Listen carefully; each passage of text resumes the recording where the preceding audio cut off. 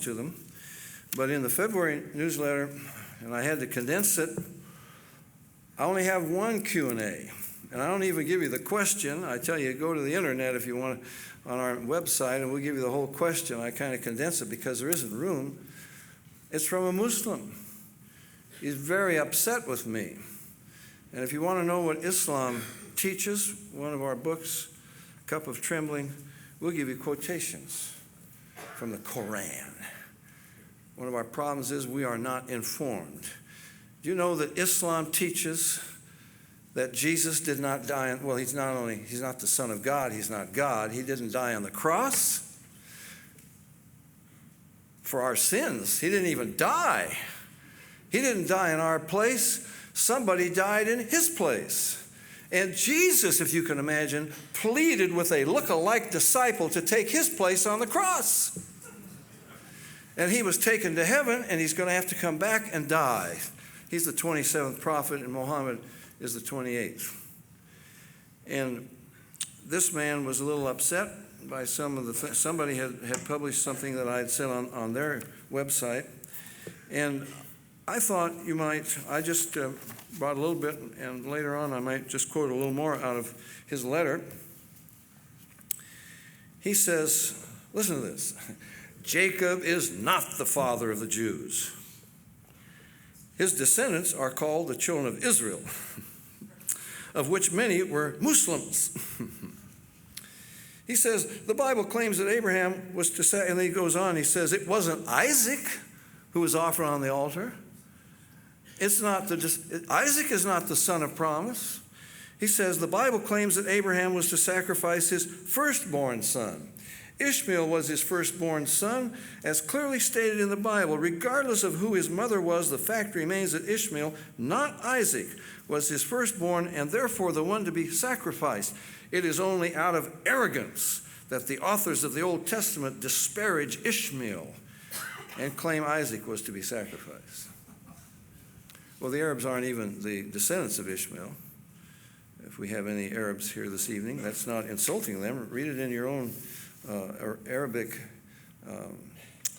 encyclopedias, because you know that the descendants of Ishmael, they intermarried with the descendants of Esau. They intermarried with the descendants of Abraham and Keturah. After Sarah died, Abraham remarried. They're a mixed race. So even if you can't trace them back to Ishmael, but even if you could trace them back to Ishmael, the Bible very clearly says that Isaac is the son of promise, not Ishmael, okay? In fact, Ishmael was sent away with Hagar, his wife, his mother, before Isaac was offered. Doesn't he say, take Isaac, thine only son, whom thou lovest, so that Ishmael wasn't even recognized anymore as a son. He will not be heir with Isaac. But anyway, we have an attack upon the Bible. And one of the things that I said was, the God of the Bible is called Jehovah, Yahweh. Can you imagine how many times? 9,000 times in the Bible. And he's trying to tell me that Allah is the God of the Bible. I said, wait a minute. You go to Israel today and you go inside the Dome of the Rock. They have verses from the Quran inscribed in Arabic inside the Dome of the Rock. And one of the verses says, Allah is not a father and he has no son. And he's arguing that, of course, he doesn't. And they changed the Bible and so forth. And one of the things I said to him was,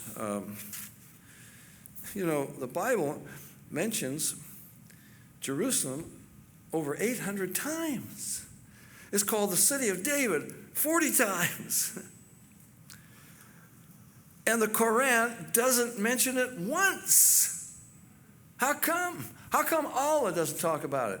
How come in the Bible, God, and even Jesus called him this, and at the burning bush when he revealed himself to Moses, he said, I am the God of Abraham, the God of Isaac, and the God of Jacob. And listen to what he said.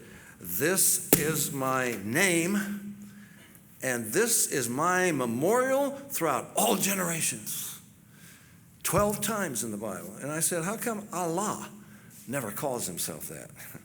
In fact, Allah was the chief idol in a pagan temple, the Kaaba, which still exists today. And although Muhammad destroyed the idols, he kept the name Allah, the chief idol of the Quraysh tribe, his tribe. And he still has the brown stone that's there about 5 feet above the ground, just right for kissing you. It sucks all your sin out of you. And this was an old pagan practice before Muhammad was born for centuries. And yet the Muslims still practice it today. Okay? Well, anyway, he says, you say that Islam was spread by the sword. Read the history of Islam. Islam was spread by Muslims going around the world and trading fairly and marrying the indigenous peoples of the countries they visited. These people saw how fair and righteous the Muslims were, and it impressed them so much that they accepted Islam. What? I wouldn't recommend that you ladies adopt Islam and be married, because a Muslim can have 4 wives at one time. Now, he can have an unlimited number of slave girls that he has sex with and concubines of all kinds, but no more than 4 wives. But as soon as he makes one of them pregnant and has the child, then he can say to her, I divorce you 3 times. I divorce you times 3. She's gone, and he can have another one, okay? But the Muslims are very fair.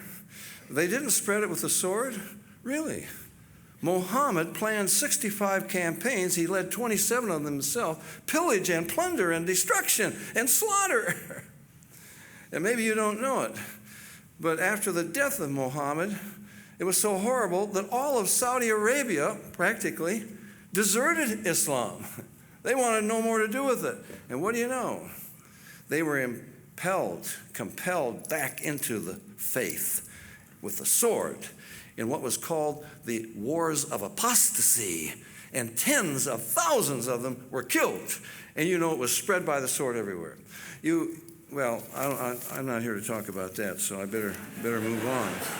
But it is a little bit discouraging because people somehow don't seem to be willing to face the truth. People believe what they want to believe in spite of the evidence.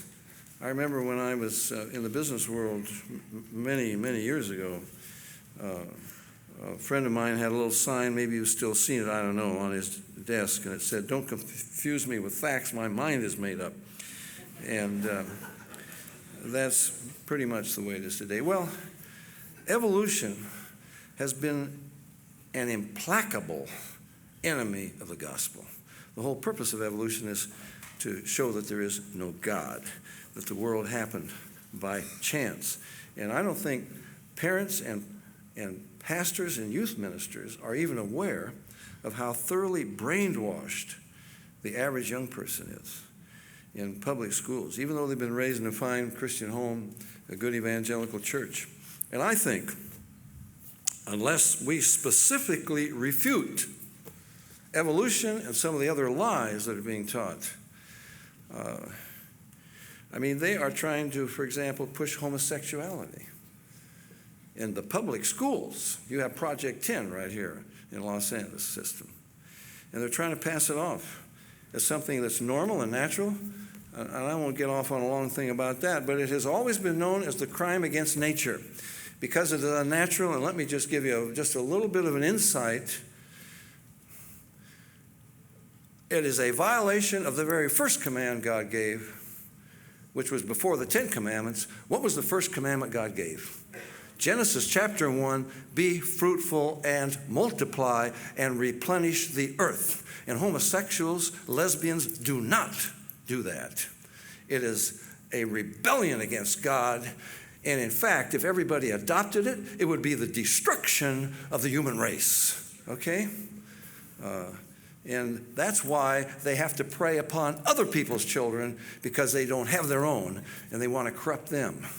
And I was mentioning that just briefly, in a Calvary Chapel, believe it or not. No reflection on Calvary Chapel. About 3 weeks ago or so. And people were talking to me, and a young lady was standing there and finally thrust a note into my hand. I asked her to stay. I'd be happy to talk. No, she took off. And the gist of the note was that I had insulted her as a lesbian, and that if lesbians wanted children, they would adopt them. Well, that was exactly what I said. But if everybody's a lesbian, there aren't any children to adopt. And I guess I had also said, maybe what really insulted her was, I said, I don't understand how you can have gay pride parades and gay pride day when, if you want to face the facts, homosexuality and lesbianism reduces your life expectancy about by 50% and spreads disease. And it is horrible, okay, how you can have gay pride. But anyway, they have somehow managed to impose this idea upon society so that the DSM, the Diagnostic and Statistical Manual of Mental Disorders, the psychiatrists, they voted. They voted to make it normal. And you know what was going on when they voted to make it normal? The homosexuals were out there threatening to cut the power on their convention if they didn't come up with the right kind of a vote. This is not science, folks. You don't vote on science. But anyway, you have some Catholic seminaries where they say, I'm not saying it, they say up to 70% homosexuals. Really, that's in the genes. How is it strange that the people that had it in their genes all gravitated to Catholic seminaries? Isn't that amazing? And I mean, if you believe in evolution, evolution would wipe this thing out, wouldn't it? In one generation, because they don't procreate, so they wouldn't have any descendants, and it would be taken care of. Well, you know, if I think maybe it's important enough just to, I know Roger has talked a lot about this, and let me just put it like this. I don't even have to talk about fossils. Let's go to the mathematics of it, okay? Just as quickly as I can. I think it might be worthwhile. Let's just go to the mathematics, okay? You have 26 letters in the alphabet, right? How many combinations of those 26 letters are there taken 26 at a time? Well, you kids that are taking your math, is 26 factorial. That's what they call it, exclamation mark. 26 times 25 times 24 times 23 times 22 and down to 2, okay? It's a number about that long, 400 and something septillion. I don't even know what to call it, all right? Now, Richard Dawkins, one of the world's leading evolutionists, in his book, The Blind Watchmaker, he says, the nucleus of every cell has a digitally organized database with information content larger than the 30-volume set of the Encyclopedia Britannica. Okay? Now, can you imagine the odds of, by chance, getting all those letters lined up in the proper order, and if one of them's out of the order, it won't work? So there was a gentleman named Sir Fred Hoyle. He's not a Christian. He's a mathematician, astronomer, one of the world's leading mathematicians and astronomers. He just went to his computer. He said, look, you've got to get so many, just even to have the basic enzymes of life, to have DNA, you've got to line thousands of molecules up in the right order. And so he said, let's suppose that the whole universe is made out of the stuff of life, stirred around for billions of years. What are the mathematical laws? Now, you can't argue with this. This is mathematics, okay? This is not speculation. This is mathematics. You've got to get so many of these molecules lined up in the right order, just at the molecular level. And he went to his computer. He said, what are the chances that you can get the basic enzymes? You know, I'm not a biologist. I don't know much about anything. But if you don't have enzymes, nothing works, okay? So what are the odds we can get the basic enzymes necessary for life? Well, he calculated it mathematically. You can't argue with it, folks. It was 10 to the minus 40,000. Now, if you're not a mathematician, you don't know what that means. So let me explain it to you. That's 1 chance in 1 with 40,000 zeros after it. Okay? Now, you laugh, but we don't even know what that number is. Let me try to explain it to you. What are the odds that by chance, zooming through the universe at hyperspeed or whatever they can do, you can reach out and by chance pluck a particular electron out of this universe? Have any idea? That's 1 chance in 1 with 80 zeros after it. All right, let's take every electron in the universe and let's make another universe out of each of them.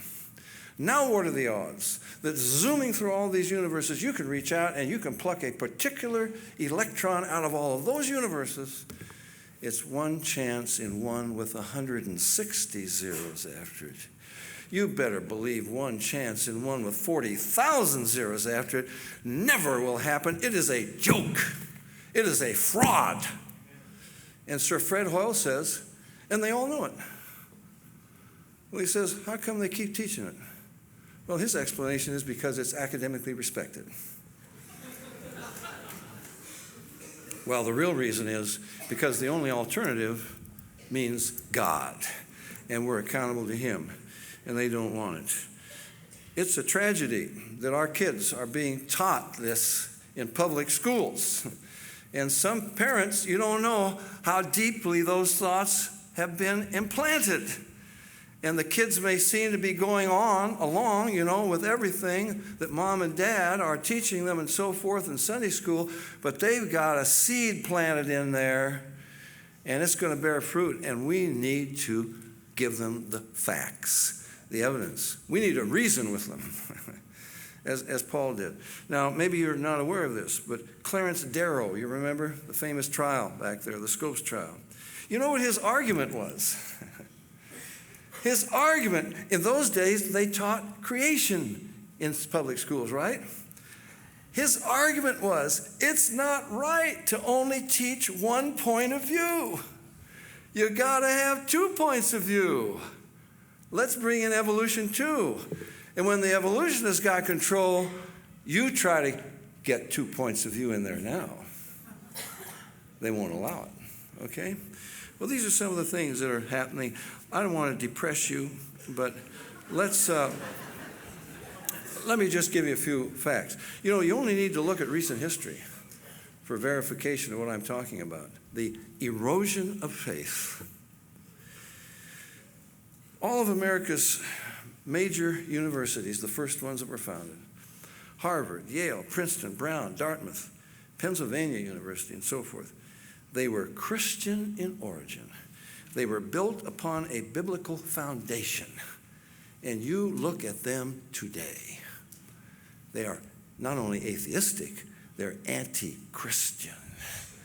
And one of the major things, I have a friend, Robbie Maharaj, some of you have heard Robbie, and Robbie Maharaj's cousin got a PhD in the philosophy of religion from Harvard.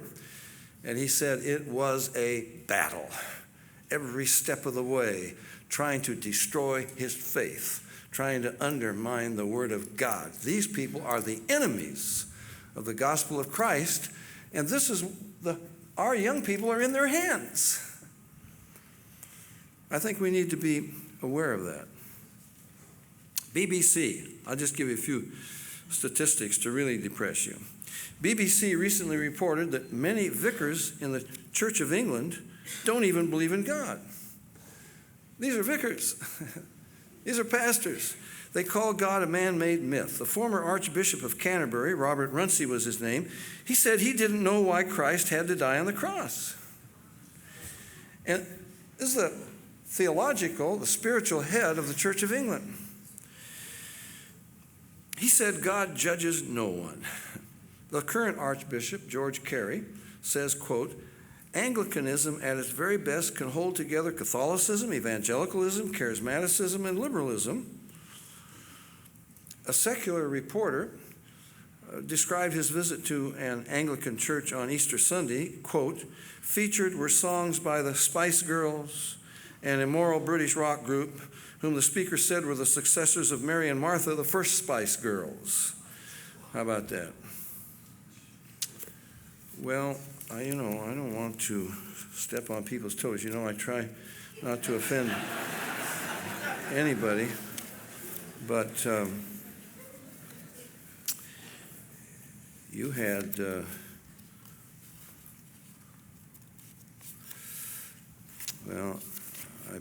maybe you're going to be spared because I didn't bring it in my notes.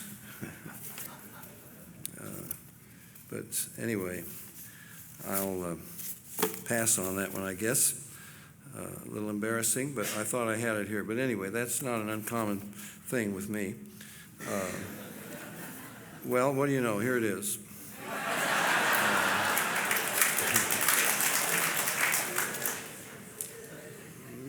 Some of you would be old enough probably to remember Marcia Stevens. She's the author of the popular song, "Come to the Waters, for those tears I died." 1979, she divorced her husband of 7 years because she'd fallen in love with a woman. She lives openly as a lesbian. She claims God showed her he accepts her. She continues to sing for the Lord, 150 to 200 concerts a year, and she has her own music label, BALM, B-A-L-M, Born Again Lesbian Music. Well, I could give you all kinds of examples of this sort of thing, of people that seem to start out well and something goes wrong. You probably know some of them, and that's what I'm trying to reason about. How are we going to prevent this? We have to give people a solid foundation for what they believe. The Episcopal Church in America, it's the counterpart of the Anglican Church, tolerates similar unbelief. We could go back to California, Bishop James Pike. You remember, any of you old enough to remember him? Bishop James Pike, he was a drunkard, an open adulterer. He denied all the tenets in the Bible. Interviewed by Look magazine, he boldly declared he didn't believe the fundamentals of the Christian faith. He called everything a myth, from the Garden of Eden to the virgin birth to the resurrection. 3 times he was brought up on heresy charges. Some people are a little concerned. But he was never convicted. He was never removed from office. He continued as the bishop of the Episcopal Church in California. Again, I don't understand, but Billy Graham insisted upon having him open one of his crusades in prayer.